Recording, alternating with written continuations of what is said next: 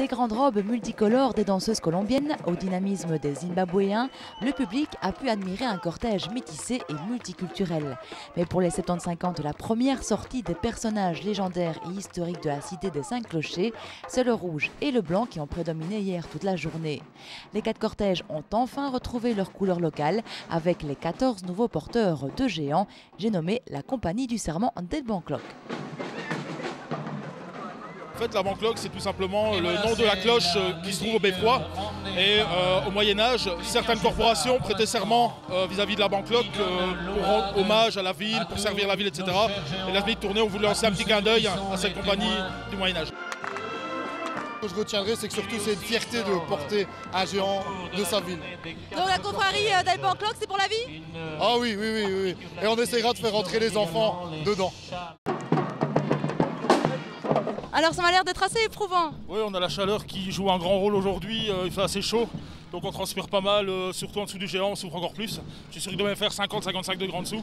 À quoi on pense quand on porte les géants ainsi? Avancer, avancer surtout. C'est aussi une grande victoire pour les organisateurs de la plus populaire des fêtes tournaisiennes.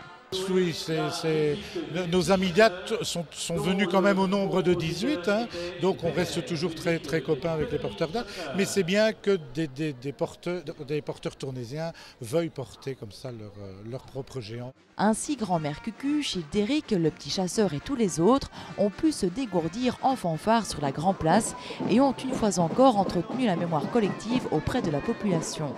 C'était d'ailleurs l'objectif poursuivi par Édouard Tréhou en créant le premier géant Reine Tournai il y a 75 ans. L'édition 2008 lui rend d'ailleurs hommage. En 1933, c'était surtout, c'était un commerçant, donc il a fait des géants, sorties, braderies, et puis après c'est devenu des cortèges par la suite, quoi. Sans Édouard Tréhou, pas de géant, pas de cortège. Donc effectivement, on n'a pas une pensée particulière, une immense pensée pour Édouard Tréhou. Enfin, l'édition 2008 a également été marquée par un retour à la formule traditionnelle du parcours, qui avait subi quelques modifications ces 2 dernières années. Le public s'en trouve plus que ravi. Elle est bien comme ceci. Et au moins, il y a de quoi s'asseoir. On sait au moins s'asseoir. C'est très bien. L'année passée, pas? C'était moins bien. Ceci est supérieur. C'est mieux. Vous avez l'impression qu'il y avait plus de géants aujourd'hui? Oui. Ça fait du bien? Oui. Je trouve que c'est un des plus beaux que j'ai vus depuis que j'habite Tournai, oui. Il y a plus de 50 ans. Qu'est-ce qu'il y avait de plus? Plus de mouvement, plus de dynamique? Je trouve que c'est l'ensemble ici du cadre qui est très bien fait. Oui. Et le regroupement des groupes comme ça, c'est très bien. Respect et rigueur des horaires, soleil de plomb, public enthousiaste, non, le folklore tournaisien n'est pas mort. Reste à espérer que le son del Bon Cloc continuera à rythmer le pas des géants tournaisiens pendant de nombreuses années encore. L'invitation est lancée.